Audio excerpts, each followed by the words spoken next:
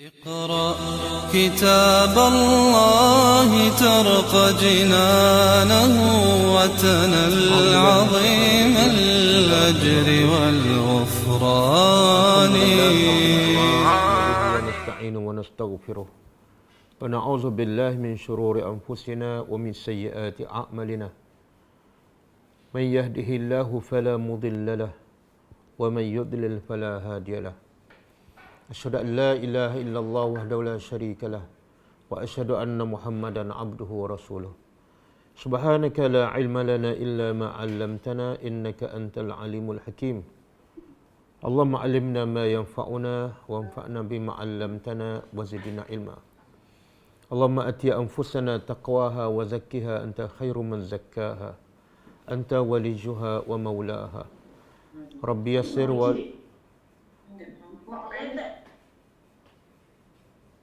Rabbi yassir wa la tu'assir, Rabbi tammi bil khair. Amma ba'du. Dengar? Yang Zoom, dengar ke? Datuk Farid, dengar ke? Ustaz, tak dengar Ustaz, tak dengar. Tak dengar. Ustaz, tak dengar. Tak dengar? Sekarang dengar tak? Okey, nak. Okey. Okey. Okey. InsyaAllah pada malam ini kita sambung tadabbur surah Al-Baqarah ayat 23 insyaAllah. Sebelum kita sambung ayat 23, kita tengok ayat yang lepas, apa maksud dan pengajarannya dan kaitan dengan ayat hari ini. Ayat yang lepas Allah menceritakan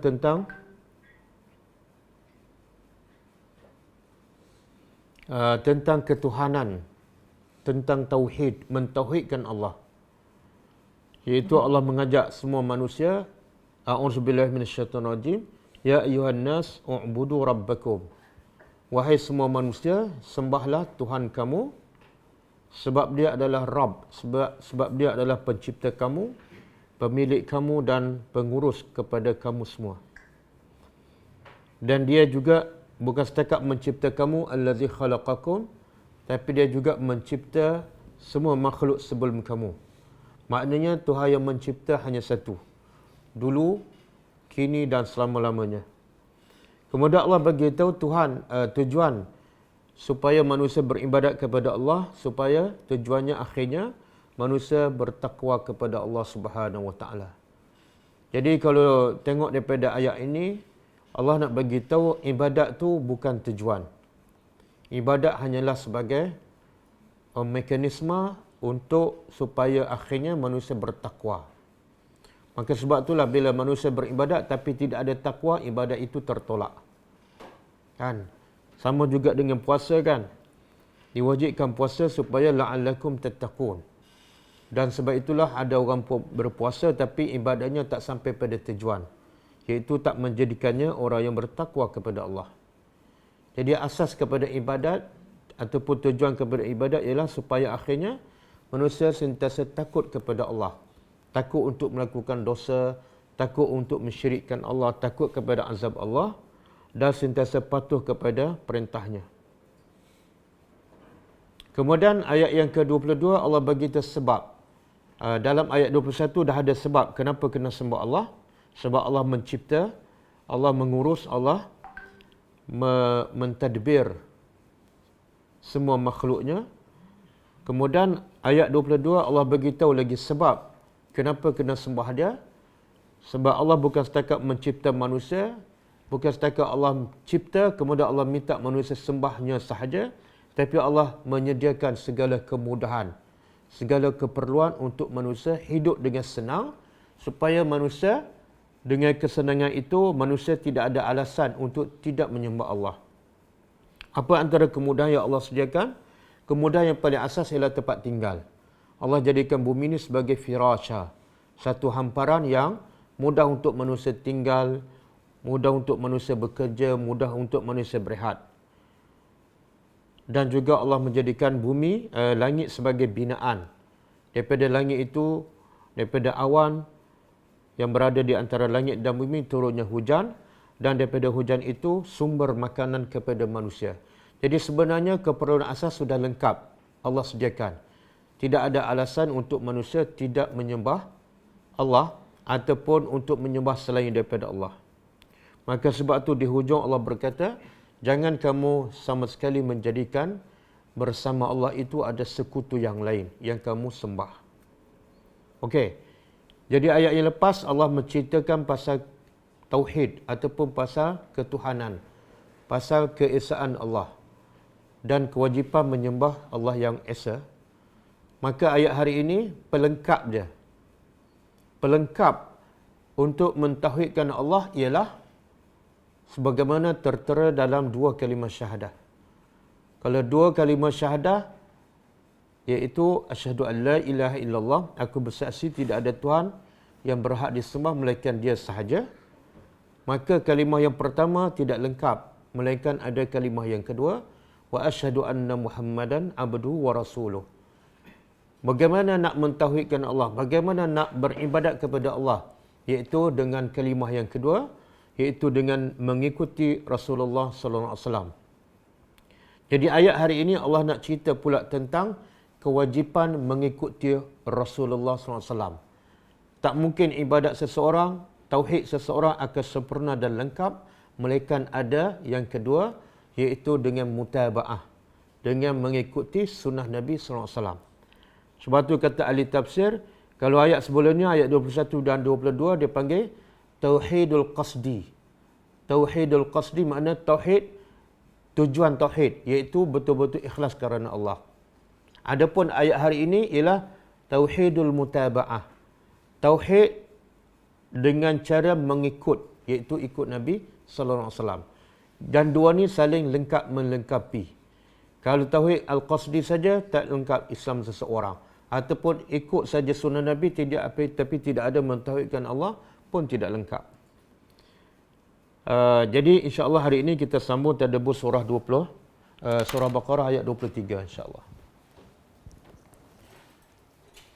A'udzubillahi minasyaitonirrajim. Wa in kuntum, dan sekiranya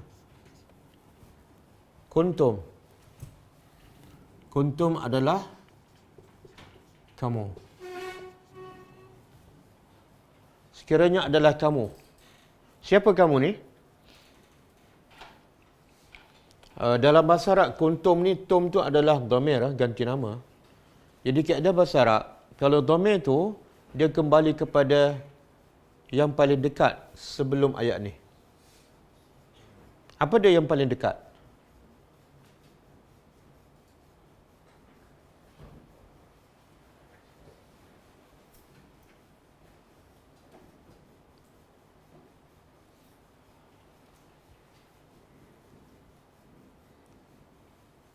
Maksud kamu tu tak ya? Ya? Maksud kamu tu ya? Ya. Kuntum ni adalah kamu. Jadi soalan dia, kamu ni siapa? Rasulullah. Bukan. Sebab ini lepas tu Allah kata, dan sekiranya adalah kamu fi raibin, dalam keraguan. Raibin mana? Keraguan. Raib.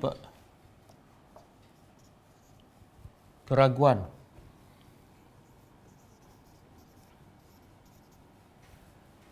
Dan keraguan ni, raibun, disebut dalam ayat pertama, ayat kedua.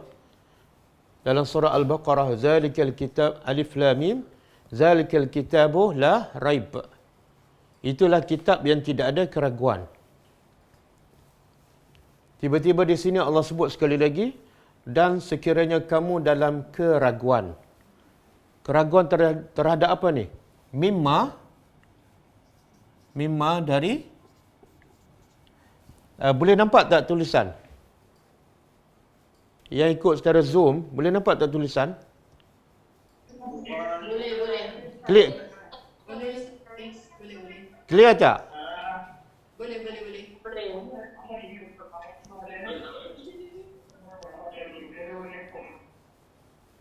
Okey. Mimma dari apa yang nazzalna, kami telah turunkan ala abdina, ke atas abdina, hamba kami. Okey. Dan sekiranya adalah kamu dalam keraguan, ragu ni makna tidak yakin. Kamu dalam keraguan terhadap apa yang kami telah turunkan kepada hamba kami. Apa dia yang Allah turunkan kepada hamba ni? Hamba di sini ialah Muhammad. Apa yang Allah turunkan kepada Muhammad? Iaitu Al-Quran. Jadi siapa yang ragu kepada Al-Quran? Maka pastilah bukan Muhammad, bukan orang beriman. Siapa yang ragu ni? Saya sebut tadi kan? Ya?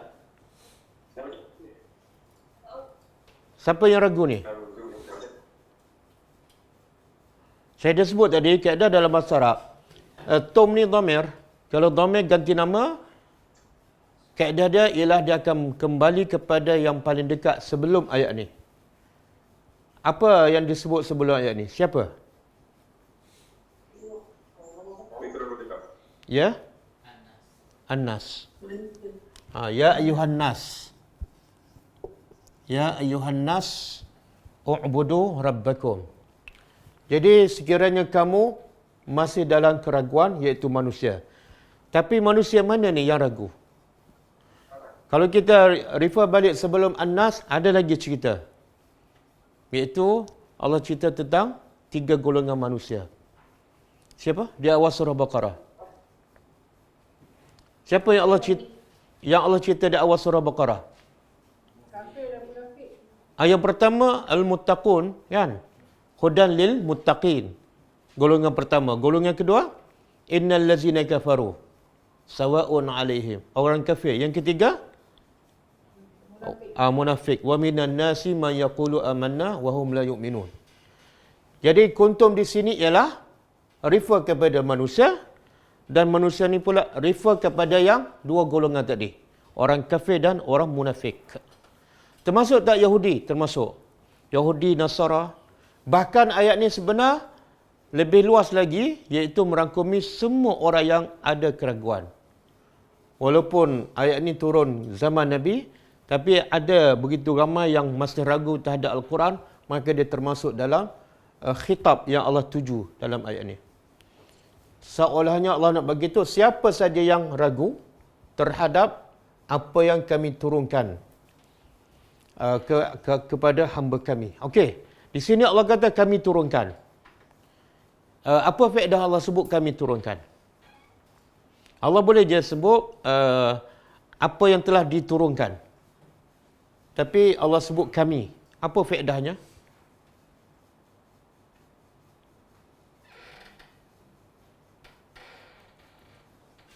Dengar tak? Ya? Yang ikut Zoom boleh jawab terus. Dengar tak soalan? Tunjukkan kebesaran Allah. Kalau nak tunjuk kebesaran Allah, takkan guna perkataan kami je. Kalau nak tunjuk kebesaran Allah, cerita tentang dirinya. Tapi sekarang Allah guna kami.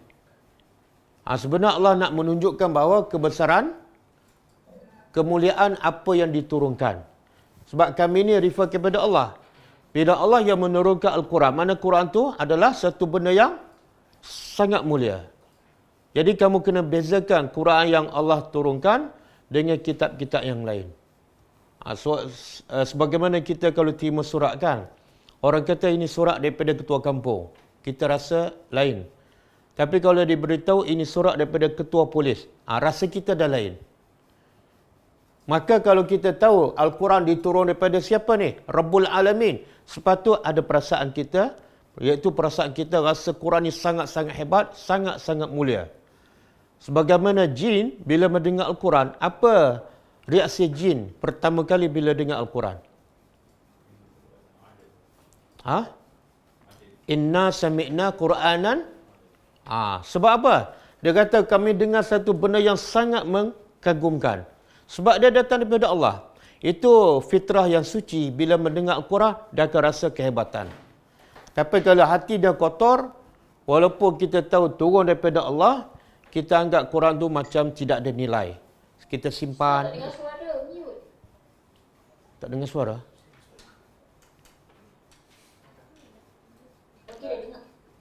Tak dengar? Sekarang dengar tak? Tak dengar dah. Berapa lama? Berapa lama tak dengar? Hello? 5 saat. Ingat 5 minit. Tujuh aja tak dengar Ustaz. Dia pasal apa? Selalu putus. Okey. Okey. Jadi Allah beritahu kami turunkan supaya apa? Supaya kita rasa kebesaran Al-Quran. Jangan anggap Quran tu macam kitab lain. Baca, tak faham, simpan. Tak. Dia datang daripada pencipta yang maha hebat. Okey, kemudian Allah kata apa? Kami turun kepada siapa? Hamba kami. Siapa hamba kami ni? Boleh jawab yang ikut Zoom. Siapa hamba kami? Nabi Muhammad. Nabi Muhammad. Okey. Kenapa Allah sebut hamba? Allah boleh sebut ala Muhammad, nama dia. Ataupun Allah boleh sebut jawatan dia. Apa jawatan Nabi Muhammad? Rasulullah, kan? Jadi pangkat yang paling tinggi bagi manusia ialah Rasulullah. Tapi Allah tak sebut nama dia dan tak sebut pangkat. Allah hanya sebut abdi, hamba. Pada secara umumnya, hamba ni mulia ke tak? Bila sebut hamba. Mulia ke tak? Ya? Tak mulia kan? Tak mulia.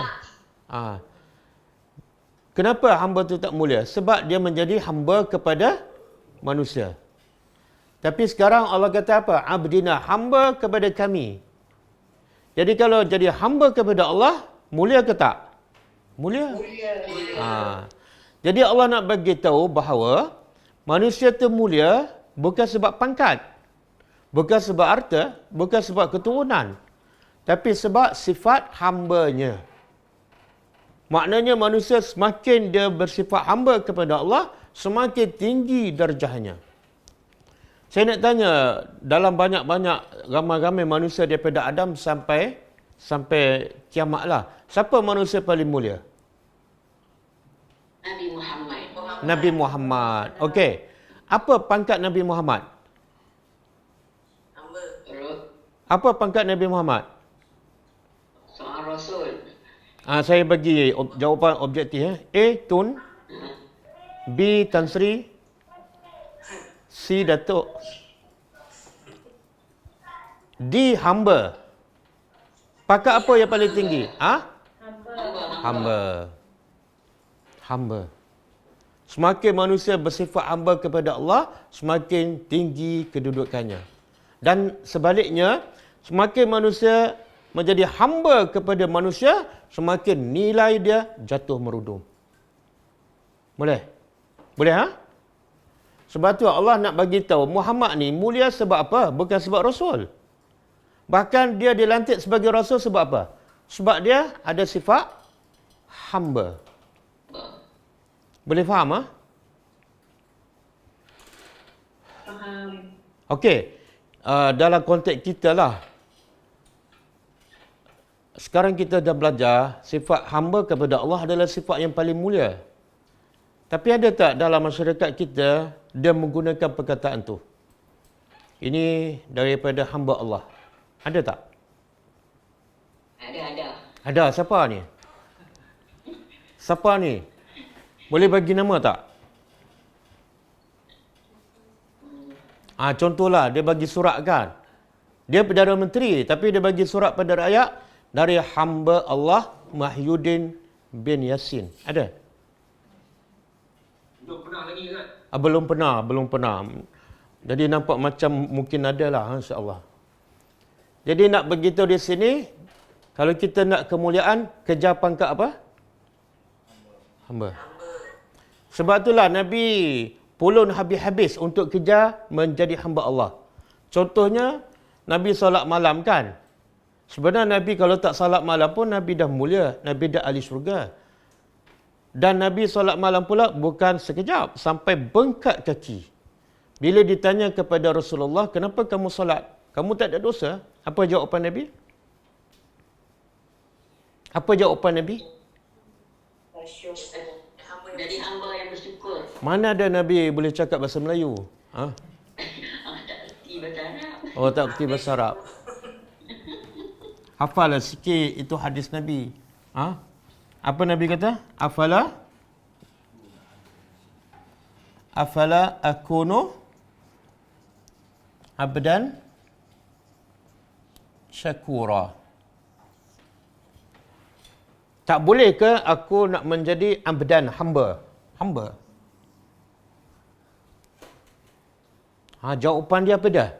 Bukan soal dosa, sebab Nabi tak ada dosa. Dosa Nabi diampunkan. Tapi Nabi solat malam, sebahagian besar malam, sampai bengkak kaki, sampai nangis-nangis, hanya nak mendapat pangkat hamba.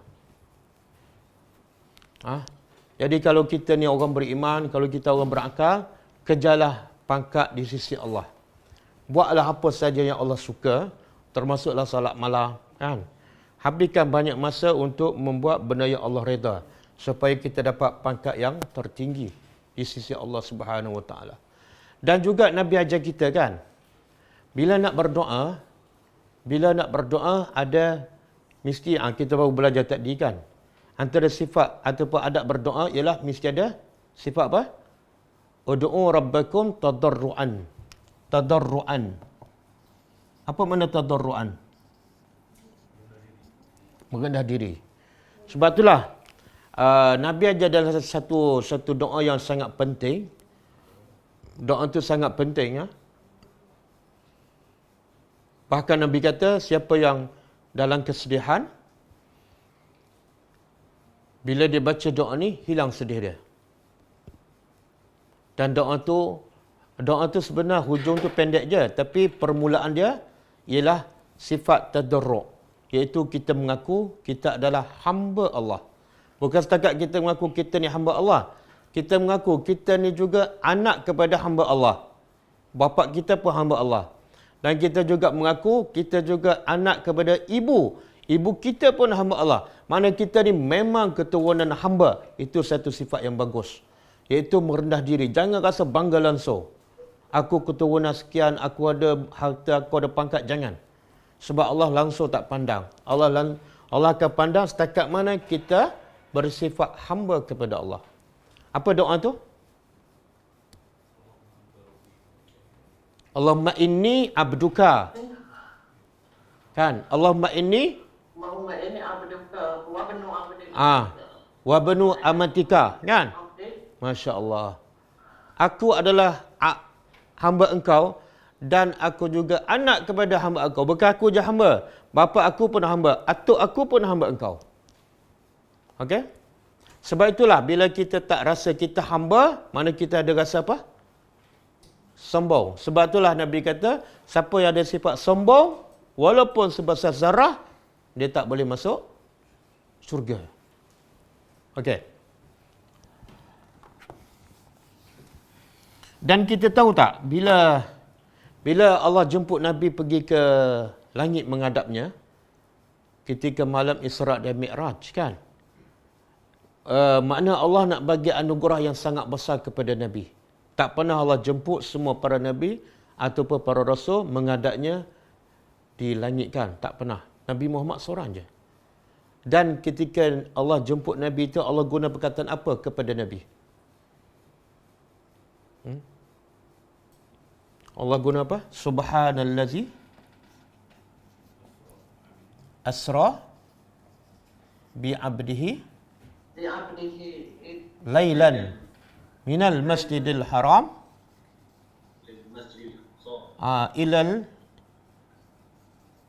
ilal masjidil aqsa. Surah Isra' kan ayat pertama. Okey, cuba tengok. Tengok Allah kata Maha Suci Allah yang memperjalankan. Tengok Allah nak muliakan Nabi, nak angkat dia sampai ke langit dan menghadapnya. Tapi Allah guna perkataan apa? Maha Suci Allah yang memperjalankan dengan hambanya. Allah tak sebut Rasulullah, Allah tak sebut Muhammad. Tapi Allah sebut kedudukan yang paling mulia bagi Muhammad, iaitu sifat hamba kepada Allah.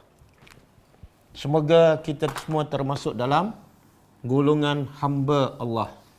Dan satu lagi Allah sebut tak antara sifat orang yang mulia, sifat-sifat ciri-ciri orang yang mulia di akhir surah Al-Furqan. Ada tak? Dia panggil apa? Sifat Ibadur Rahman. Sifat Ibadur Rahman. Apa makna ibad? Ibad ni jamak kepada abdun. Kalau seorang abdun, kalau ramai ibad. Jadi Allah puji ni hamba kepada Allah yang penyayang. Jadi kalau kita nak jadi orang yang paling mulia di sisi Allah, carilah, tengoklah sifat-sifat Ibadur Rahman di akhir surah Al-Furqan. Kemudian ikut insya-Allah. Okey. Kemudian siapa yang sekiranya kamu masih dalam keraguan tentang Al-Quran yang kami turun pada Muhammad. Okey, saya nak sebut di sini apa maksud keraguan. Apa maksud keraguan kepada Al-Quran? Kita kena tahu sebab takut-takut kita mungkin termasuk orang yang ragu pada Al-Quran.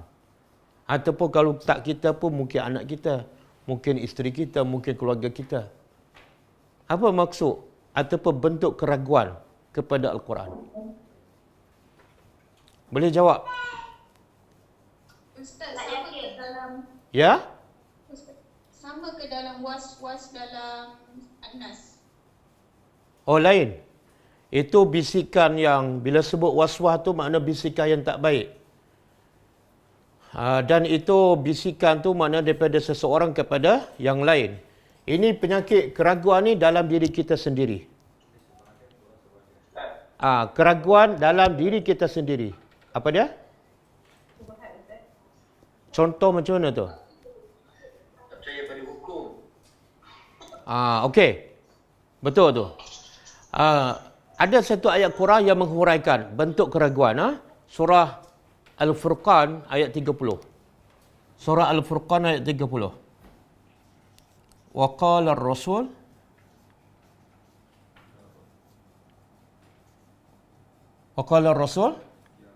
ya Rabbi inna qaumi ittakhazu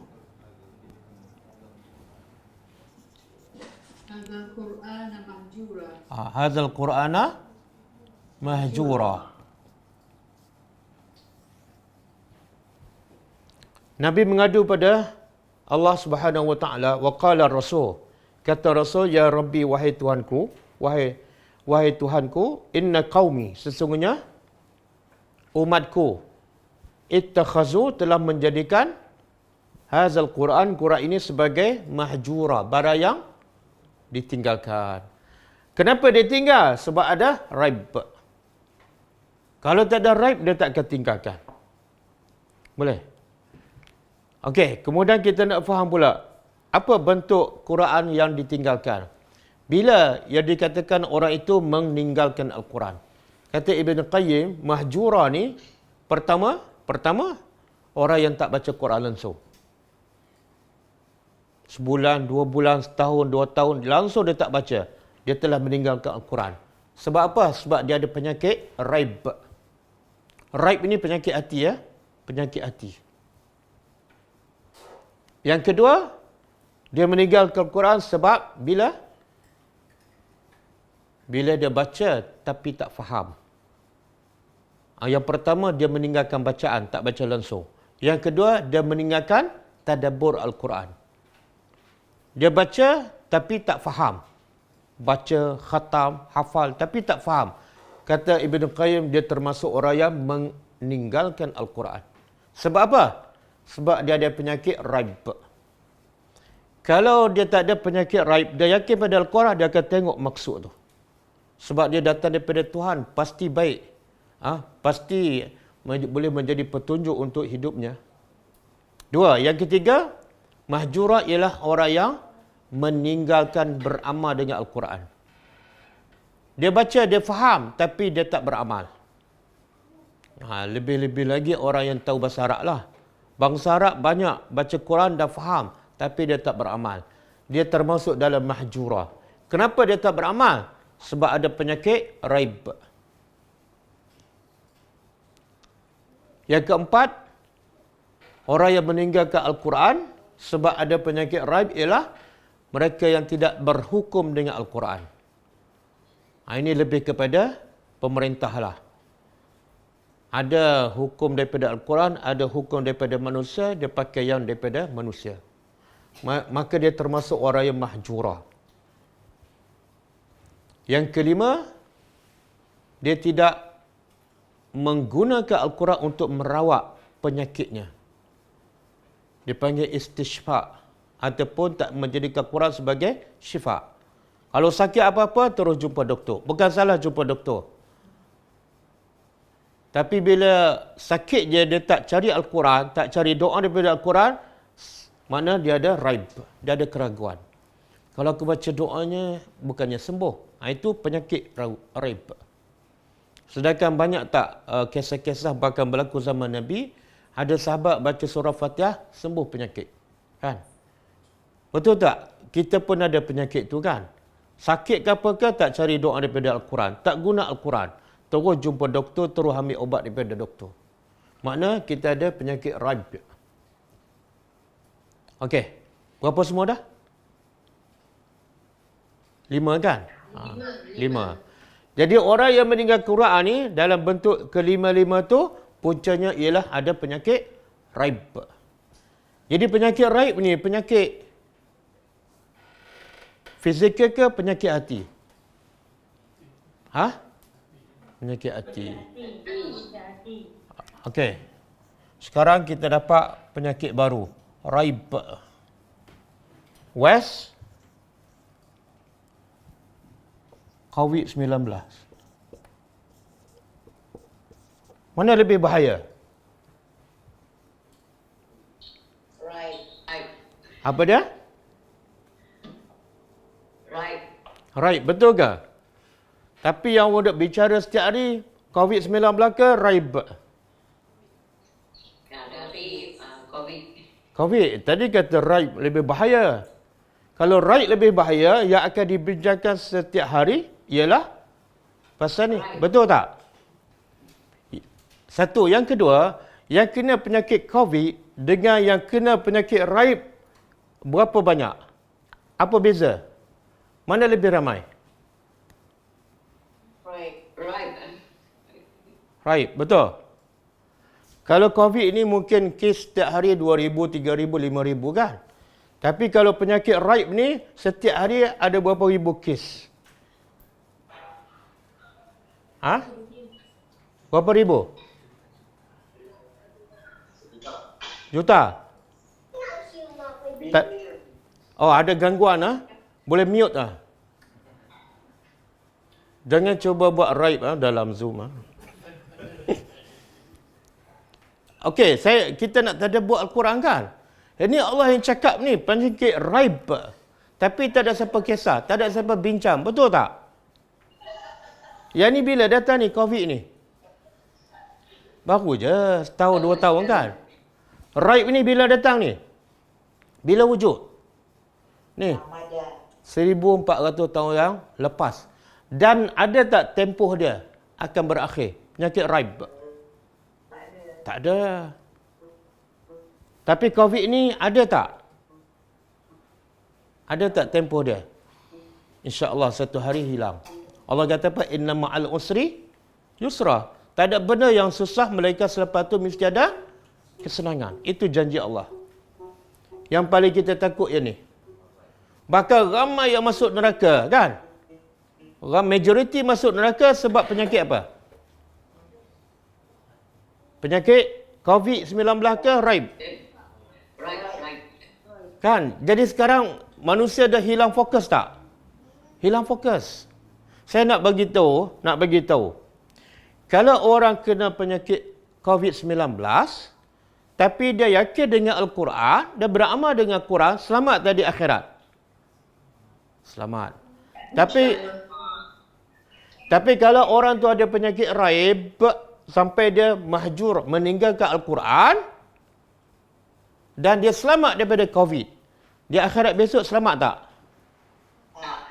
Tak selamat. Tak selamat. Setuju tak? Setuju. Kalau tak setuju, saya nak berhenti setakat ni je. Setuju jangan hilang fokus. Jangan hilang fokus, jangan buang masa. Jangan buang masa. Anak kita dah selamat daripada COVID. Tapi selamat tak daripada penyakit raib? Tak. Saudara mara kita dah jaga SOP ke penjarakan. Tapi dalam masa yang sama, mereka juga ada penjarakan dengan Al-Quran. Quran kadang-kadang seminggu tak baca, kadang-kadang sebulan. Kalau baca pun tak faham. Saya tak tahu gangguan dari mana-mana tu. Okey. Ya, yang lain yang terganggu kan? Yang live tu. Yang Zoom okey kan? Yalah, betul lah. Ganggu daripada sini. Tapi yang terganggu live kan?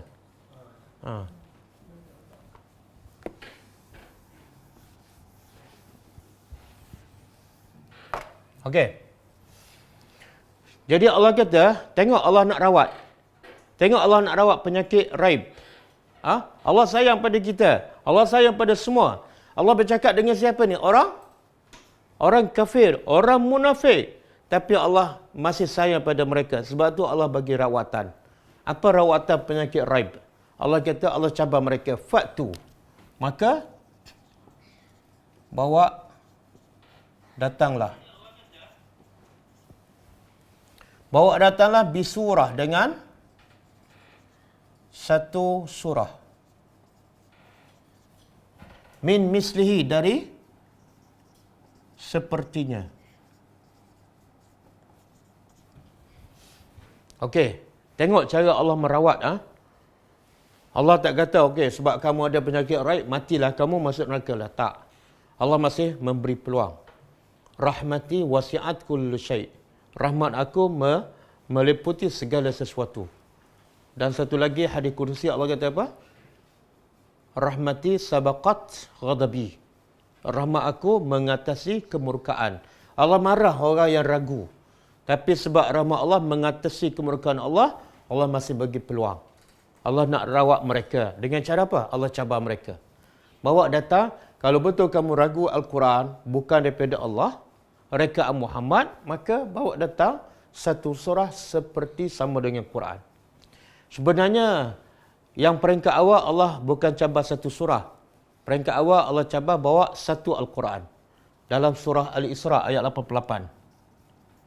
Al-Isra ayat 88.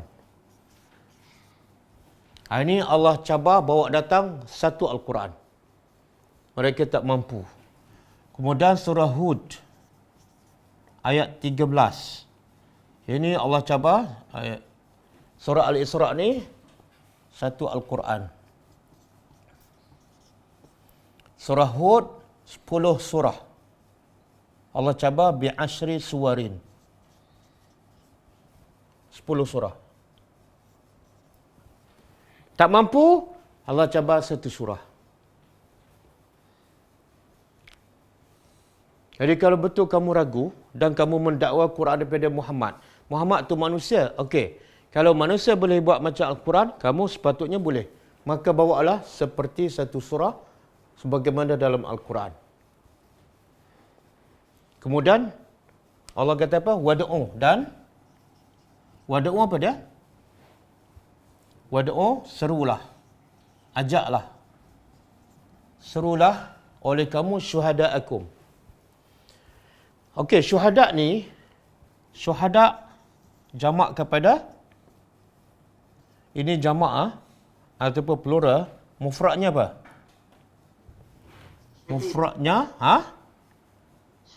syahidun. Apa makna syahidun? Yang menyaksikan. Okey, logiknya Allah mencabar orang musyrikin Mekah, orang kafir yang tak percaya Quran daripada Allah, bawalah satu surah seperti Al-Quran. Kemudian sepatut Allah cabar apa? Bawalah pakar-pakar pemidato, pakar bahasa kamu, pakar macam-macam sastra yang, dan kebetulan masa tu orang Arab terkenal dengan apa? Orang Arab Mekah masa tu, apa kelebihan dia? Syair. Penyair kan? Biasa Allah bawa mukjizat kepada setiap Nabi, mukjizat tu mesti sesuai dengan kelebihan kaum tersebut. Kalau mukjizat Musa tu tongkat kan? Sebab apa? Kelebihan kaum Musa ialah sihir. Kalau mukjizat Nabi Isa boleh mengubat penyakit kan? Sebab apa? Sebab kaum dia terkenal dengan mengubat penyakit. Dan kaum Quraisy Mekah terkenal dengan kepasihan. Boleh bersyair, bersastra, berpidato. Maka Allah turun Al-Quran. Jadi Allah kata, kamu ni hebatkan dari segi bahasa, dari segi sastra. Maka buatlah seumpama Al-Quran. Satu surah aja. Surah mana ni? Surah yang paling pendek. Surah yang paling pendek apa dia? Ha? Wal Asri ke Al-Kawsar? Al-Kawsar. Al-Kawsar. Al-Kawsar ke At-Takasur? Apa dia?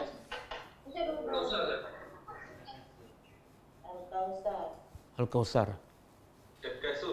Bila jawab jangan ada raib, jangan ada keraguan. Al-Kawsar kan pendek tak? 3 ayat aja.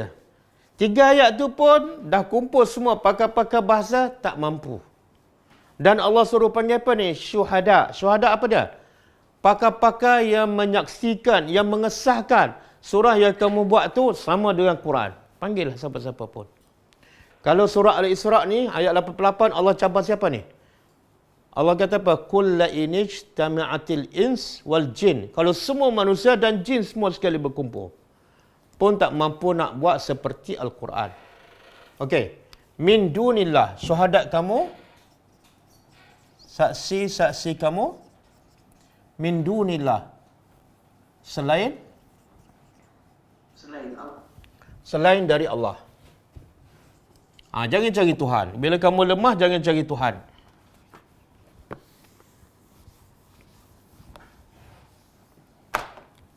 Selain daripada Allah. In kuntum, sekiranya adalah kamu sadiqin, orang-orang yang benar. Benar apa ni? Sekiranya kamu orang yang benar, bawalah seperti satu surah dalam Al-Quran. Benar apa ni? Benar apa? Benar apa? Dengar tak suara? Hello? Dengar?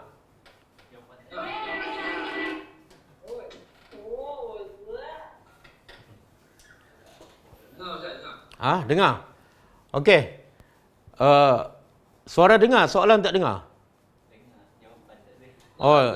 Jawapan tak tahu.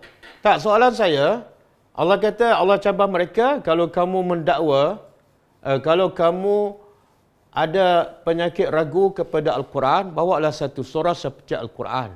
Dan bawalah pembantu ataupun saksi yang mengesahkan. Sekiranya kamu adalah orang yang benar. Benar apa ni? Benar apa? Bukan. Iaitu sekiranya kamu benar dalam dakwaan kamu bahawa Quran daripada Muhammad. Boleh faham? Dakwaan kamu bahawa Quran tu bukan daripada Allah, daripada Muhammad. Maka kalau betul dakwaan kamu, bawa satu Al-Quran ataupun satu surah.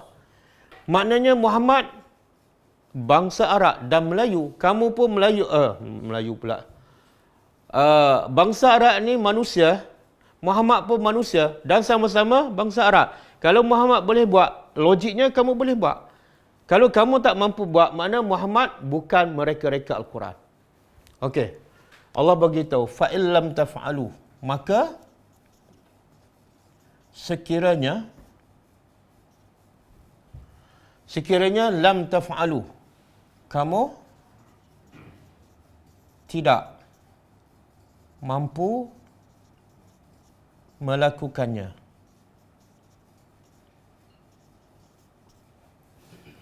Tengok bahasa Arab. Taf'alu sama. Yang membezakan apa? Sini lam, sini lan. Dua-dua ni huruf penafian. Lam pun menafikan, lan pun menafikan.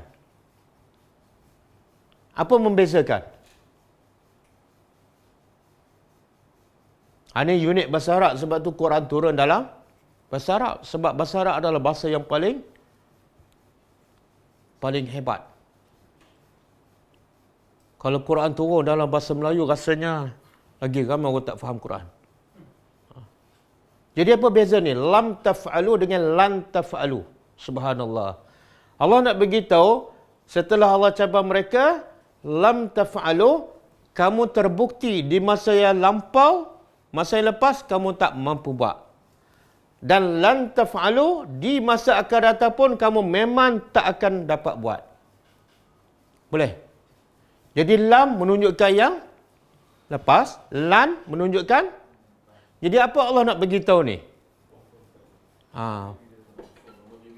Macam mana Allah dah hukum, benda belum lagi. Yang ni dah, okey. Bila Allah cabar, mereka tak mampukan. Tapi yang akan datang, macam mana Allah boleh hukum mereka tak mampu? Sebab Allah tu Allah maha mengetahui. Kamu tidak mampu melakukan dan kamu tidak sekali-kali akan, mesti ada akan, mampu melakukannya. Okey. Bila kamu tak mampu melakukannya dan akan datang pun tak mampu juga, apa patut kamu buat? Fattaqun nar. Maka takutlah oleh kamu an-nar, api neraka.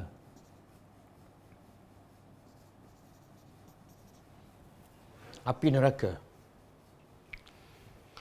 Okey, kalau ikut susunan ayat, sepatut macam ni. Bila Allah cabar mereka, bawa seperti Al-Quran kan, mereka tak mampu kan. Sebab mereka ada keraguan, Allah pun cabar. Okey, bila Allah cabar, mereka betul-betul gagal. Bila mereka gagal, sepatut Allah perintah apa pada mereka? Takut pada neraka ke ikut Al-Quran?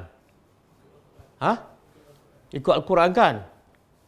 Tapi kenapa Allah tak kata, okey, kalau kamu tak mampu, ikutlah Al-Quran. Allah kata apa? Kalau kamu tak mampu, takutlah api neraka. Kenapa tak ada ayat, ikutlah Al-Quran? Sebenarnya Allah nak mereka ikut Al-Quran tak? Nak kan? Tapi kenapa Allah tak kata, ikutlah Al-Quran? Sebab mereka tidak akan ikut pun. Kalau mereka tak ikut, okey, mereka takut tak neraka? Tak juga kan? Betul. Kalau Allah kata, kalau kamu tak mampu membuat seperti Al-Quran, ikutlah Al-Quran, rasa macam tak ada apa-apa. Betul tak? Okey, aku tak ikut, nak buat apa? Jadi tak ada ancaman. Maka Allah bagi tahu akibat. Supaya apa? Supaya manusia ada rasa takut. Bila tak ikut Al-Quran, jangan main-main. Bukan setakat tak ikut, habis macam tu, tak. Bila tak ikut, api neraka. Boleh faham? Tengok bahasa Al-Quran. Jadi kalau kita baca, jangan main-main ni. Kalau tak ikut, bukan habis macam tu. Tapi, mesti masuk neraka. Boleh? Maknanya, di sini juga kita boleh buat hikmahnya, iaitu, apa cara nak selamatkan diri daripada neraka? Apa cara nak selamatkan diri daripada neraka? Ikut Al-Quran je. Boleh? Sebab tu Nabi kata apa? Dalam satu hadis, Al-Quran syafi'un musyaffa'. Al-Quran syafi'un musyaffa'. Wa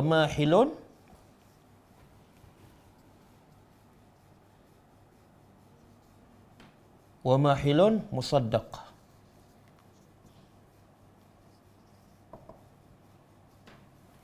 Kemudian Nabi kata, man ja'alahu amamahu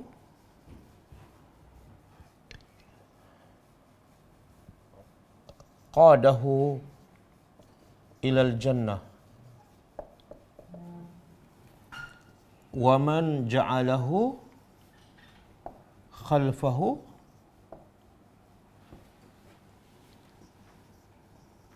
saqahu ilan nar. Hadis sahih riwayat Ibn Hibban. Cuba kita terjemah. Nabi kata Al-Quran syafi'un, musyaffa'un. Syafi'un apa makna? Pemberi syafaat. Musyaffa'un, Al-Quran syafi'un memberi syafaat. Kalau musyaffa'un, mana syafaat Quran betul-betul terkesan. Betul-betul memberi kesan. Kemudian wa mahilun. Wa mahilun apa makna? Mahilun makna dia saksi. Saksi musaddaqun yang akan dibenarkan. Bila Quran jadi saksi, memang betul. Saksi kepada siapa ni? Kepada orang yang tidak beramal dengan Quran. Ini syafi'un kepada siapa? Orang yang beriman dan beramal dengan Al-Quran. Kemudian Nabi huraikan. Man ja'alahu. Siapa menjadikan Quran amamahu di hadapannya. Siapa letak Quran di hadapan? Maksudnya apa ni? Dia nak bercakap ke, dia nak buat apa, dia ikut Al-Quran. Selagi tak ada dalam Quran, dia tak ikut. Maka kesannya apa? Qadahu ilal jannah. Quran akan pandu dia ke, bukan main-main. Ikut Al-Quran, hasilnya syurga. Dan wa man ja'alahu. Siapa menjadikan Quran khalfahu, di belakangnya. Apa maksud di belakangnya? Dia tak ikut. Tak ikut ajaran. Mungkin mulut dia baca. Mungkin mulut dia hafal. Mungkin dia khatam. Tapi tak ikut. Allah Nabi kata sebenarnya dia letak Quran di belakang. Ataupun letak kat dinding kan, kat pintu. Maka apa Quran buat pada dia? Saqahu ilan nar. Quran akan bawa dia ke neraka. Sebab tu Tuhan kata apa? Kalau dah terbukti kamu tak mampu buat Quran, maka dia daripada Allah. Bila dia daripada Allah, ikutlah. Sebab apa? Kalau kamu tak ikut, neraka. Boleh? Jadi penting tak Quran dalam hidup kita? Sangat penting. Sebut neraka tak takut. Neraka ni panas dia berapa kali ganda? 69 kali. 69 kali ganda. Dia manusia ni kalau api kat dunia pun tak sanggup, bukan nak masuk dalam api. Nak duduk tepi api, di dunia pun tak sanggup. Macam mana dia boleh sanggup berada dalam api yang 69 kali ganda dan satu hari dalam api di akhirat sama dengan berapa? 1000 tahun. Satu hari dalam neraka sama dengan 1000 tahun di dunia dan api pula panasnya 69 kali ganda. Bukan duduk tepi duduk dalam api. Dia tak takut. Hati bila keras tak takut, maka Allah sayang. Rahmat Allah begitu luas, maka Allah bagi ancaman lagi. Sebenarnya ancaman Allah tentang neraka tu sebenarnya tanda Allah sayang. Lagi Allah sebut api itu sangat dahsyat, sebenarnya Allah nak kita supaya lagi jauh daripada neraka. Betul tak? Kalau Allah sebut, kalau tolak Quran, penjara 3 tahun je, apa jadi? Kalau tolak Quran duduk tepi api je, apa jadi? Lagi ramai ingkar. Maka Allah bagi balasan yang sangat berat. Okey, kalau kamu tak takut api neraka, Allah kata apa? Allati yang waqudu. Waqudu apa dia? Waqudu makna bahan bakar. Okey, api kat dunia apa bahan bakarnya? Siapa suka membakar? Siapa suka bakar? Siapa suka makan barbecue? Bahan bakar apa dia? Kayu, arang, daun kayu, apa lagi? Minyak kan? Tapi api kalau gas, api kalau api kat dunia, kalau api yang besar, kita campak batu tu terbakar tak? Terbakar tak? Bakar ke? Tak terbakar, dia panas je. Dia panas kan? Kalau tak percaya, tanya perempuan yang selepas bersalin. Betul tak? Biasa perempuan lepas bersalin dia bakar batu kan? Tuku kan? Ha. Lepas tu dia letak kat mana? Kat perut kan? Itu pun dia lapik tu. Lapik kan? Jadi batu kat dunia campak dalam api tak akan terbakar. Tapi Allah nak bagi tu api ke akhirat tu lagi dahsyat. Buktinya apa?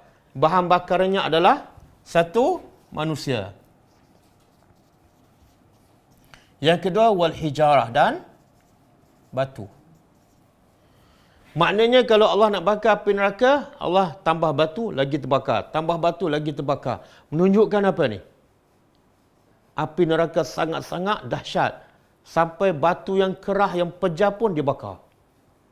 Kalau batu yang keras, dia bakar. Kalau manusia yang lembek tu, lagilah terbakar. Okey. Kenapa Allah beritahu bahan bakarnya manusia dan batu? Bila Allah kata manusia dan batu, sebenarnya Allah nak bagi tahu apa tu?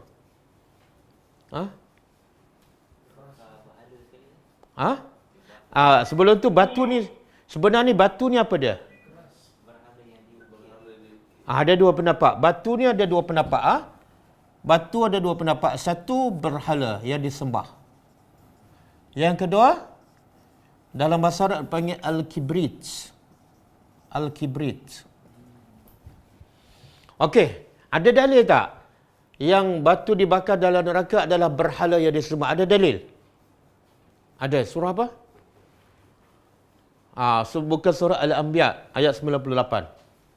Surah Al-Anbiya ayat 98. Allah kata apa? Antum wa ma ta'buduna min dunillah hasabu jahannam.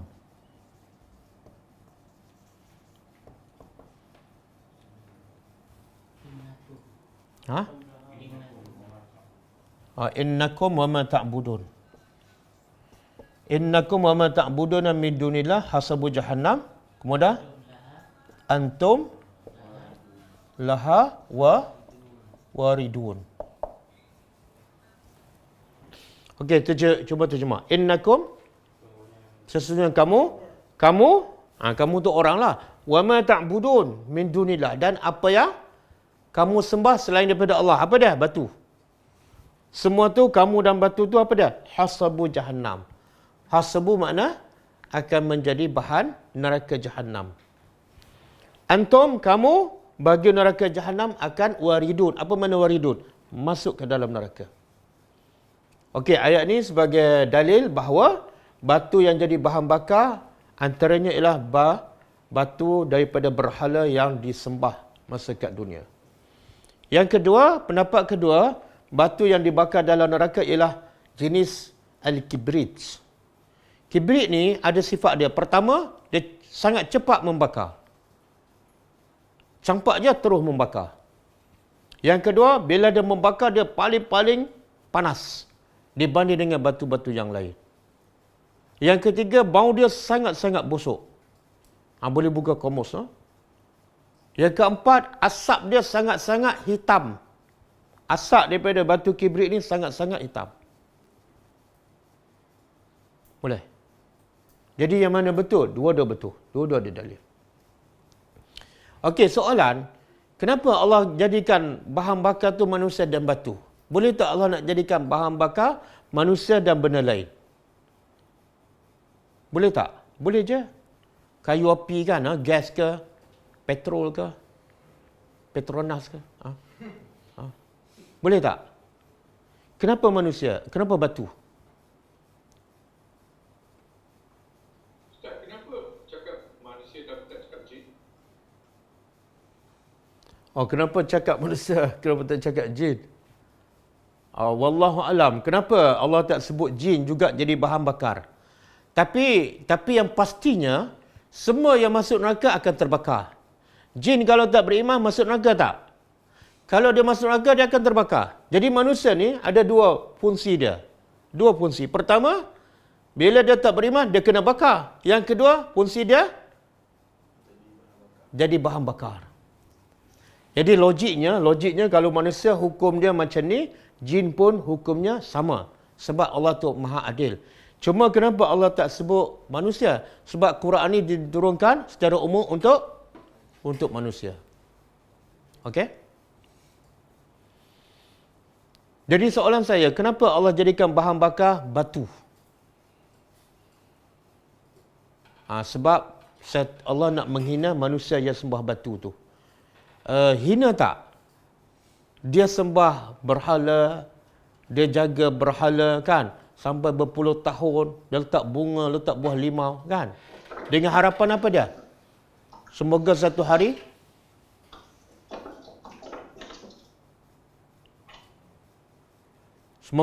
hari berhala ni boleh selamatkan dia kan? Betul tak? Betul ke? Betul kan? Tiba-tiba bila pergi neraka, dia tengah terbakar dengan harapan berhala yang dia sembah bantu dia. Tengok-tengok berhala yang dia sembah pun makna apa? Bukankah itu satu penghinaan? Iaitu yang aku sembah rupa-rupanya sama dengan aku. 2 kali 5. Dua-dua kena bakar. Bodohnya aku sembah benda yang tak boleh bantu aku. Betul tak? Itu dia panggil azab dari segi mental. Satu penghinaan.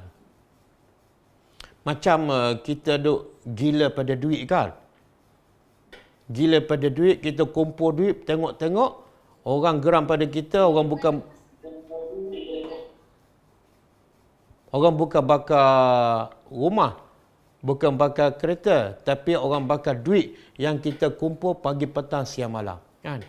Sebagai apa? Sebagai tanda penghinaan. Yang kamu cinta, yang kamu habiskan masa untuk kumpul, semua terbakar. Boleh? Okey? Kemudian, Allah kata apa? U'iddat. Neraka ni, dah ada ke belum? U'iddat. Apa makna u'iddat? Telah disediakan. Telah disediakan. Siapa belajar bahasa Arab? U'iddat ni fi'il madhi. Fi'il madhi menunjukkan past tense kan, benda yang lepas. Bukan majhul. Betul lah majhul, tapi dia fi'il madhi. Telah disediakan majhul, betul. Tapi yang saya nak sebut ialah dia telah berlaku. Jadi soalan dia, neraka dah ada ke belum? Dah ada. Apa dalil neraka dah ada? Dalil ni, perkataan ni, fi'il madhi. Kalau orang tanya neraka dah ada ke belum? Ada. Apa dalil?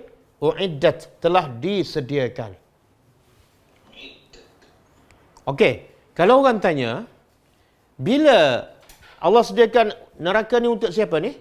Lil kafirin, untuk orang kafir.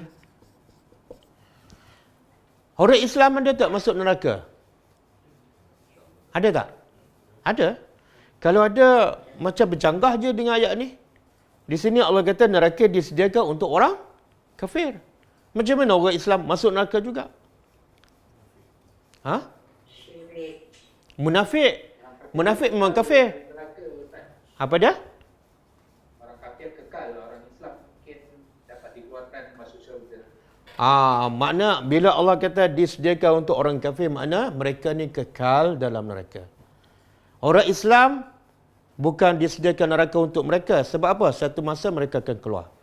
Bila disediakan, makna mereka akan kekal dalam tu. Jadi orang Islam masuk ke neraka? Ya, masuk. Bila amalan jahat mereka lebih banyak daripada amalan soleh, mereka akan masuk neraka. Lepas tu, lepas satu masa, mereka keluar. Okey. Soalan. Bila orang kafir ataupun ahli neraka akan masuk neraka? Bila? Apa dia? Lepas dihisap. Mana lepas berlaku kiamat kan? Lepas berlaku perhimpunan daripada masyar, lepas dibagi rekod amalan, lepas titian sirat kan? Betul? Lambat lagi tak? Lambat lagi kan? Okey, kalau lambat lagi nak masuk neraka, apa faedah Allah siap awal-awal? Bukankah itu pembaziran?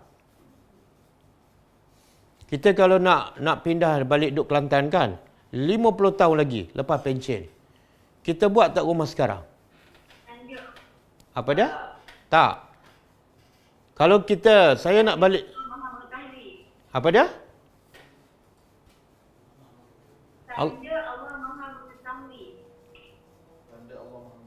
Tak, itu jawapan orang yang tak tahu jawapan.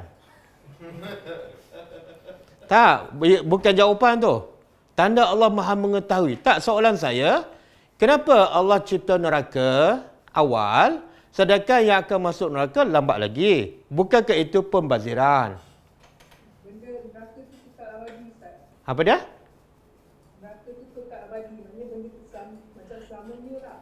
Yalah, betul lah. Allah boleh je cipta neraka kemudian, betul-betul orang kafir dah nak masuk, baru ciptakan, kemudian kekal abadi juga.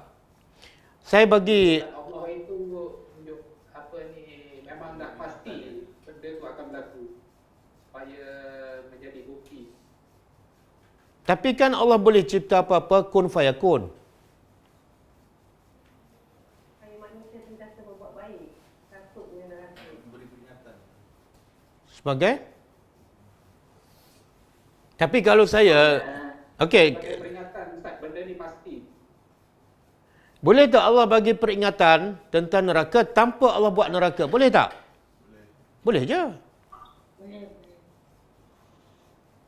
Kalau saya nak balik Kelantan 30 tahun akan datang, tapi mulai sekarang saya dah buat rumah kan? Orang kata apa pada saya? Gila Ustaz. Oh, gila terus ah. Ayah. Rezeki. Rezeki apa? 30 tahun lagi. Sementara saya balik, rosak balik rumah tu. Rugi kan? Jadi kenapa Allah cipta awal? Bukankah itu membazir? Bukti apa? Dia Muhammad. Rancangan Ustaz, azab neraka. Yelah, buat awal pun tak masuk-masuk lagi pun. Sebab Allah Maha Kaya. Yelah, Allah Maha Kaya. Boleh tak Allah cipta kemudian? Boleh je. Bukan masa Isra' Mi'raj tu Nabi dah tengok tu. Yalah, betul lah. Tapi soalan saya, Maha kuasa tak? apa dia? Allah Maha kuasa. Yalah, betul lah. Saya nak tanya, mana yang lebih menunjukkan Allah Maha berkuasa? Allah cipta awal ke? Ataupun Allah cipta dekat-dekat orang nak masuk neraka, kun fayakun? Yang mana lebih menunjukkan Allah Maha berkuasa? Kun fayakun. Awal. Jadi semua jawapan tak menjawab soalan. Senang mengaku macam tu kan. Jangan buang masa. Kan senang macam tu kan. Saya tak payah menunggu. Preparation. Okey. Dan saya pun saja tanya supaya kita berfikirkan. Sebenarnya hikmahnya, saya bagi analogikan. Kalau saya nak menakutkan anak saya kata, kalau kamu tak baca Quran, Abah akan beli rotan. Satu lagi keadaan, saya dah beli rotan, saya gantung kat depan. Kalau kamu tak baca Quran, tu nampak rotan. Yang mana dia lebih takut? Yang kedua. Kenapa? Sebab benda dah ada. Ataupun saya cakap pada anak saya, kalau kamu tak solat, di kampung kita akan buka kilang rotan. Bila buka, Abah akan beli rotan. Dia takut tak? Tak. Allah tahu. Kalau Allah bagi tahu neraka akan aku buat, orang tak akan berapa takut. Berbeza bila Allah beritahu neraka telah siap ada. Dan Nabi pun pernah tengokkan. Bagi orang yang waras, dia akan rasa lagi gerun. Itu dia panggil apa? Sudut pendidikan rohani. Kan? Okey, neraka yang ada ni kat mana? Duduk kat mana? Tak payah tanya, tak payah jawab. Sebab kita tak nak tahu dan tak nak masuk pun. Biarlah dia kat mana pun. Okey. Kesimpulan daripada dua ayat ni, apa dia? Apa intipati yang paling penting yang patut kita ambil pengajaran?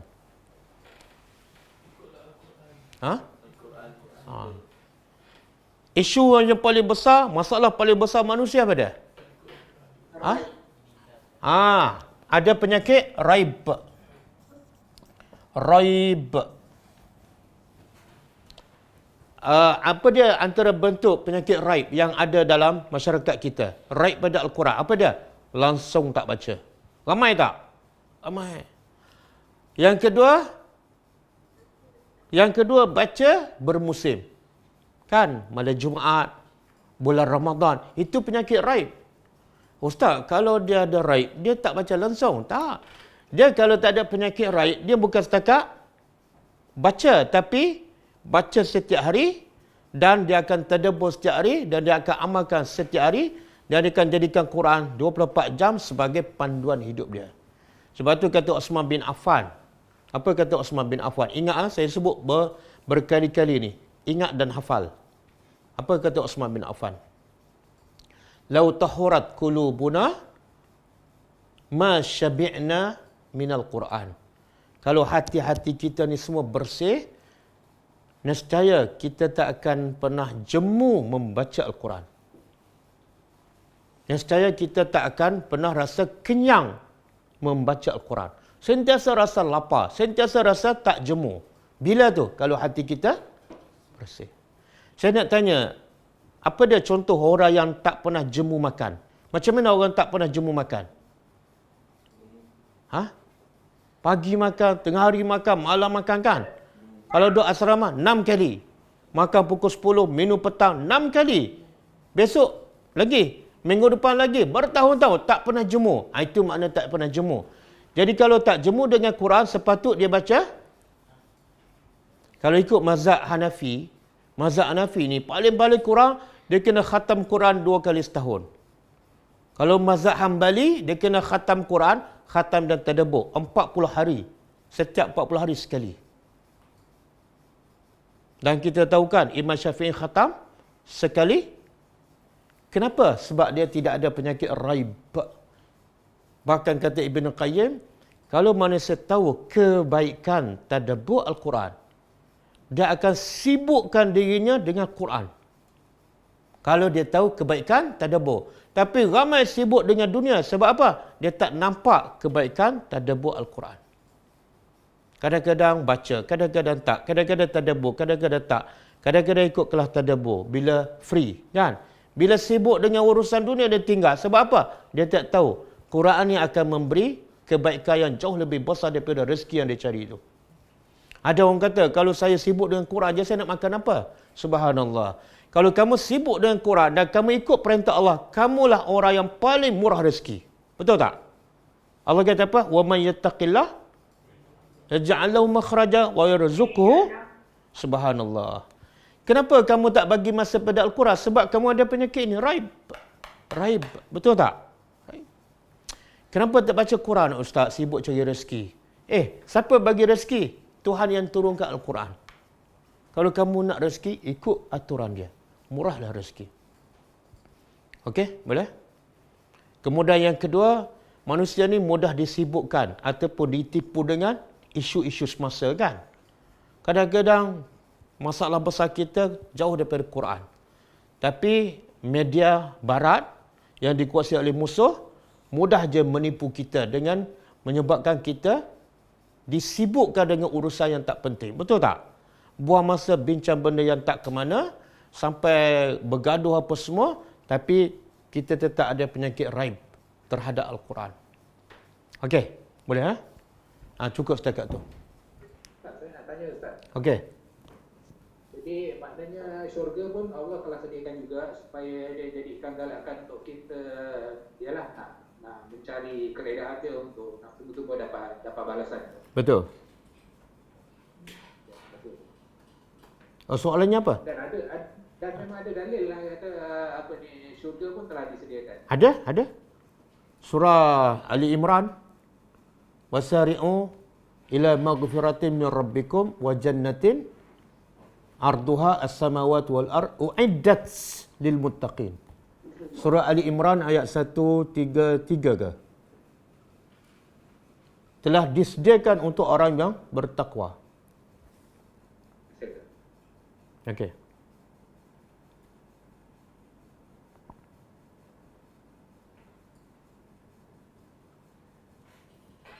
Ada soalan lain?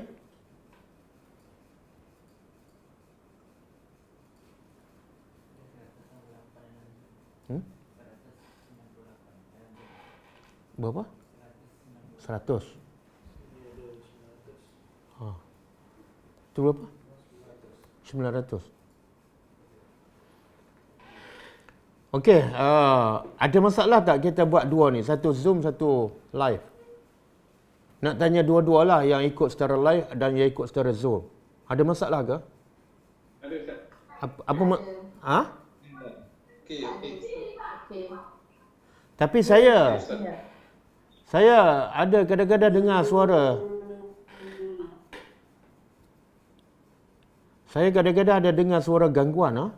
Suara mic, suara budak. Kami pun dengar juga Ustaz. Ya? Oh, masalah internet. Okey, tak apalah. Tapi secara umum boleh dengar dengan jelas, ha? Sampai mesej. Jelas. Okey.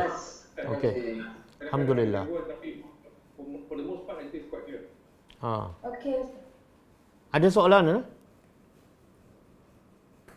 Situ ada soalan lain. Oh, kecil lah. Tak boleh baca.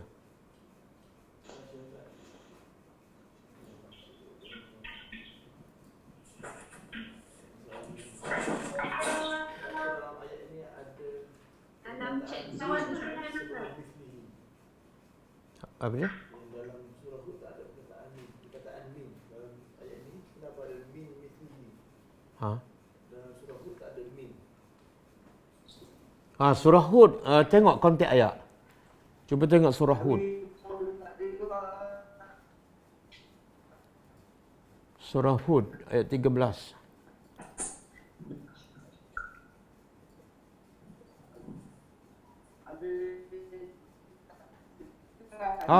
Wallahu alam.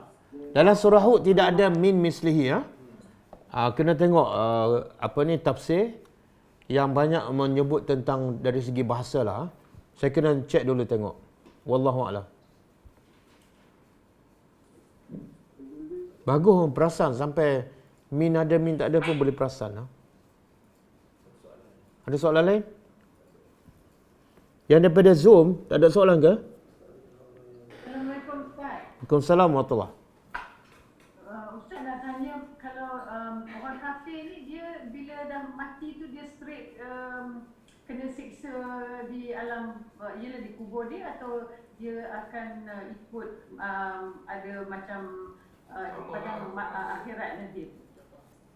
Itu pertamanya. Yang keduanya, orang yang macam orang yang ialah yang munafikin, yang kafir ataupun munafik tu, siksa tu selepas habis di padang mahsyar, atau memang bila masuk tu dah ada siksa kubur tu Ustaz?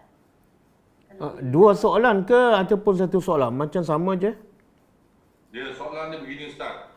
Dia soalan tadi berpusing-pusing. Soalan tu sama ada bila kita dah mati masuk kubur tu kita dah diseksa, ataupun kita diseksa selepas kita dikira di padang mahsyar dan terus masuk seksa semasa masuk neraka. Kan? Okey. Jadi itu soalan pertama. Because ada juga ayat dalam surah Yasin kalau tak silap saya, bila akhirat nanti Ustaz, ayat tu berbunyi orang dalam kubur tu kata, siapa yang kejutkan aku dari tidur ni? Okey. Kan? Okey. Jadi seolah-olah memberi gambaran di alam barzakh dalam kubur tu tak diseksa, tidur saja. Yeah. Tapi pendapat umum mengatakan memang dah mula ada seksa kubur sebelum kita dikira kita punya amalan di akhirat nanti. Okey, dah. Okey. Untuk soalan pertama, orang yang tak beriman ni, adakah dia seksaan azab tu bermula daripada kubur ataupun bermula di padang mahsyar nanti? Jawapannya bermula di alam kubur, bahkan ketika dia nazak dah bermula azabnya. Allah sebut orang kafir ni bila dicabut nyawanya Mereka akan pukul belakangnya, mukanya. Sebenarnya itu permulaan azab kepada mereka. Masa mereka nak mati. Dan seterusnya azab dalam kubur berdasarkan hadis Nabi kata. Nabi kata kubur ni adalah sama ada taman daripada taman syurga ataupun lubang daripada lubang neraka. Hadis sahih. Jadi yang duduk dalam kubur pasti dia azab berdasarkan hadis Nabi. Kalau orang beriman, kuburnya akan luas seperti taman syurga. Kalau tak beriman, akan menjadi lubang neraka dan akan menghimpitnya. Begitu juga kisah Nabi, bila Nabi diberitahu oleh Allah Subhanahu Wa Taala ada dua penghuni kubur ni sedang diazab, kan? Maka Nabi pun ambil pelepah tama dan belah dua, satu letak kubur ni, satu letak kubur ni. Itu juga sebagai bukti bahawa manusia yang tak beriman diazab sejak daripada kubur lagi. Dan saya nak sebut satu lagi dalil daripada Quran. Firaun, Allah sebut secara jelas, Firaun diazab dalam kubur lagi. Boleh buka surah Ghafir ayat 46. Surah Ghafir ayat 46. Muka surah 472. Ini ayat ni sebenarnya juga sebagai dalil adanya azab kubur. Ada yang kata tak ada dalil pada Quran tentang azab kubur. Sebenarnya ada. Ini dalilnya. Surah Ghafir ayat 46. Muka surah 472.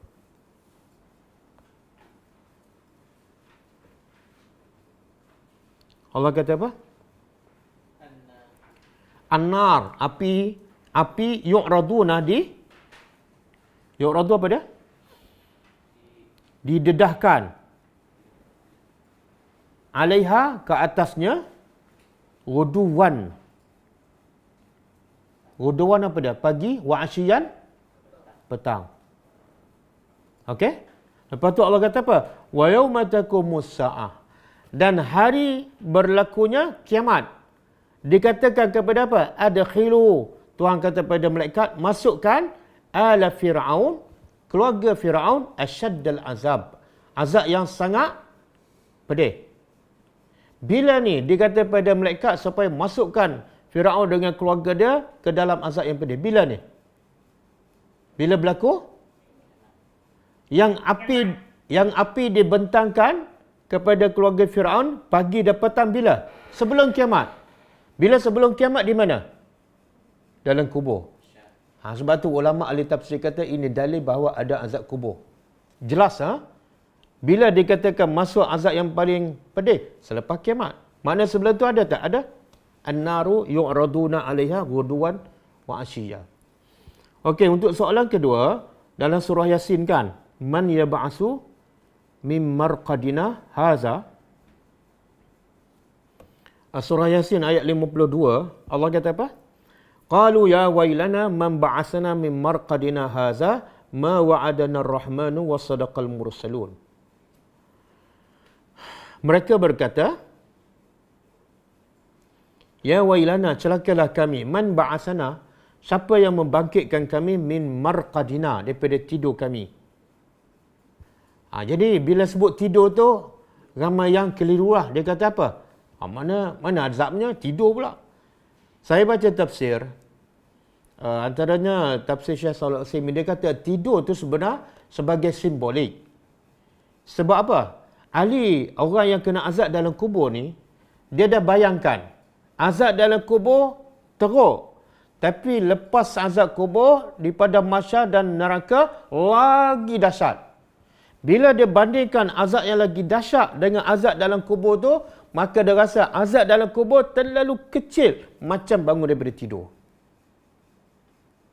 Boleh faham? Itu antara tafsiran ulama. Macam inilah kita, kalau doktor kata nak potong jari ke nak potong kaki, kita pilih nak apa? Jari itu azab tak? Azab. Tapi kita boleh terima sebab apa? Bila dibanding dengan potong, lebih itu antara tafsir ulama. Jadi bila dia beritahu kiamat, maka mereka dah bayang dah. Sebab Nabi ada sebut, siapa yang dia azab dalam kubur, maka azab selepas kubur lagi dahsyat. Jadi bila dia bayangkan azab yang lagi dahsyat, maka dia rasa azab dalam kubur tu sebenar ringan, macam bangun daripada tidur. Wallahu a'lam. Ada soalan lain? Ustaz, perkataan right ni, ayat ni, Ya. apa beza right ni dengan ayat 10 Baqarah? Ayat 10 surah Baqarah. Ya, ayat 10 kan. Fi maradun. Fi qulubihim maradun. Fi maradun. Okey. Ayat 10 ni Allah cerita pasal orang munafik. Dan orang munafik ni memang ada penyakit raib. Sebab mereka raib kepada Al-Quran lah, mereka jadi munafik. Kalau lawan raib, yakin. Bila yakin pada Quran, jadi orang bertakwa. Jadi soalan dia, apa beza? Sebenar, raib tu adalah, ragu pada Al-Quran adalah antara penyakit orang munafik yang Allah sebut dalam ayat 10. Bila sebut dalam hati mereka ada penyakit, umum. Penyakit dalam hati ni umum, banyak. Ada penyakit dengki, ada penyakit riak, ada penyakit sombong, ada penyakit ragu pada hari akhirat. Tapi dalam ayat yang kita belajar hari ini, dia lebih kepada ragu kepada apa? Bahawa mereka tak percaya Quran tu daripada Allah. Mereka menuduh Quran tu direka oleh, itu lebih spesifik. Tapi ayat 10, penyakit dalam hati terlalu luas, umum. Wallahu a'lam.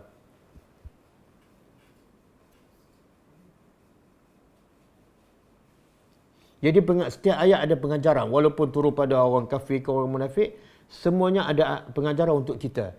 Kita sendiri ragu tak? Ya. Bila kita tak bagi masa pada Al-Quran, kita tak nak faham sebanyak yang mungkin, dan hidup kita tak nak dipandu oleh Quran sepenuhnya, sebenarnya itu ada tanda-tanda hati kita ada penyakit raib, ragu-ragu. Kalau ikut semua ni, okey ke tak? Maju tak? Kaya ke tak? Kita ada keraguan. Sebenarnya kalau kita ikut yang Quran cakap, sebenarnya kita ikut Tuhan yang Maha Kaya. Bila ikut Tuhan yang Maha Kaya, tak mungkin kita miskin. Wallahu a'lam. Okey, ada soalan lain? Kalau tak ada, cukup ah? Dah tak ada? Ustaz, nak tanya satu. Ustaz, ayat sejadah, ayat ke-13, dia kata walau syi'na la'ataina kullana nafsin hudaha walakin haqqal qawlu minni la'amna ja'alna minal jinnati wan nasi ajma'in. Jadi macam mana kita nak sebab macam seolah-olah Allah dah janjikan yang dia akan masukkan jin dan manusia dalam neraka. So kalau orang kafir perbahaskan benda ni, macam mana kita nak jawab balik soalan mereka tu? Okey. Ayat 13 surah Sejadah kan? Maksud dia apa? Dia Allah kata apa?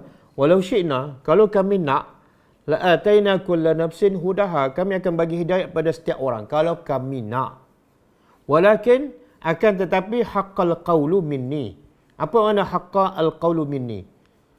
Iaitu telah tetap, telah wajib berlaku al-qawl, ketetapan daripada kami. Apa ketetapan Allah? Iaitu siapa yang tak beriman, mesti masuk neraka. Siapa yang beriman, Allah masukkan ke syurga. Itu peraturan Allah yang tak boleh diubah. Kalau ubah, berlaku kezaliman. Allah tidak adil. Boleh faham? Kemudian Allah kata apa? La'amla'an, kalau ikut kehendak aku akan penuhkan. Iaitu apa? Janji Allah, ketetapan Allah. Aku akan penuhkan neraka Jahannam daripada jin dan manusia. Mana kebanyakannya akan masuk neraka. Okey.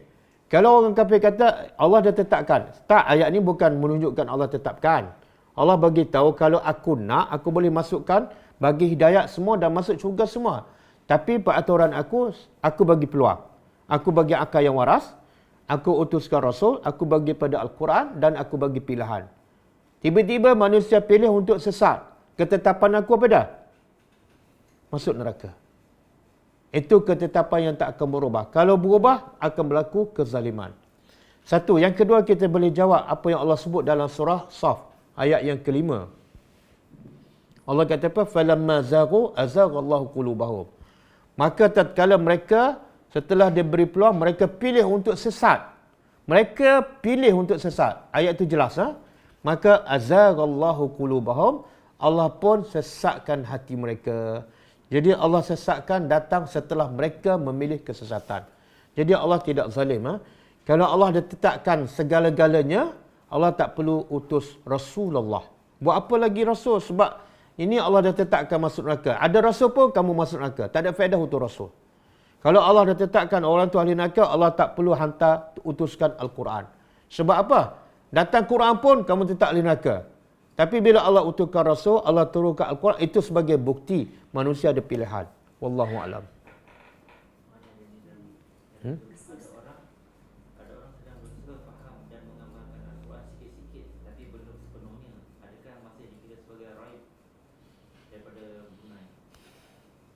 Okey, ada orang yang usaha untuk tadabbur faham Al-Quran sikit-sikit dan beramal pun sikit-sikit. Jadi adakah dia masuk dalam keraguan? Sebenarnya keraguan ni berbagai bentuk. Ada keraguan yang sedikit, ada keraguan yang banyak. Kalau keraguan dia banyak, dia tolak terus. Kalau keraguan dia kosong, zero, dia akan bagi masa sepenuhnya pada Al-Quran. Tapi kalau keraguan dia sikit, dia pun baca sikit, amal sikit. Sebenarnya dia tetap ada keraguan. Saya bagi contoh kan. Kalau dia pergi kerja kan, pergi kerja, ada tak dia pergi kerja sikit-sikit je? Ada tak? Saya kerja hari ni, saya nak pergi 2 jam je. Boleh tak? Dia tak akan buat. Kenapa? Sebab dia cukup yakin. Dia cukup yakin. Kalau dia pergi 2 jam, dia kena buang kerja. Betul tak? Dan aku tak cukup makan. Kalau rezeki dunia pun dia yakin sampai tahap tu, dan dia boleh bagi masa pagi sampai petang, macam mana dia bagi masa Quran untuk kehidupan yang kekal abadi di akhirat 2 jam? Mana dia ada keraguan? Dia ada keraguan. Wallahu a'lam. Ada lagi? Dah. Okey, cukup kelas kita akan datang ialah hari Isnin. Besok kita ada program di Rumah Anak Yatim. Kita akan terapkan tadabbur Al-Quran di satu rumah anak yatim di Sungai Buloh. Minggu lepas kita dah mula. Ini besok minggu kedua lah. Tapi kita tak akan buat live lah. Dia lebih kepada anak-anak, insyaAllah. Jadi kita akan jumpa insyaAllah hari Isnin pukul 10.30 pagi, insyaAllah. Kita tutup dengan membaca tasbih kafarah. Subhanakallahumma wa bihamdika asyhadu an la ilaha illa anta astaghfiruka wa atubu ilaik. Assalamualaikum warahmatullahi wabarakatuh. اقرأ كتاب الله ترق جنانه وتنل عظيم الأجر والغفران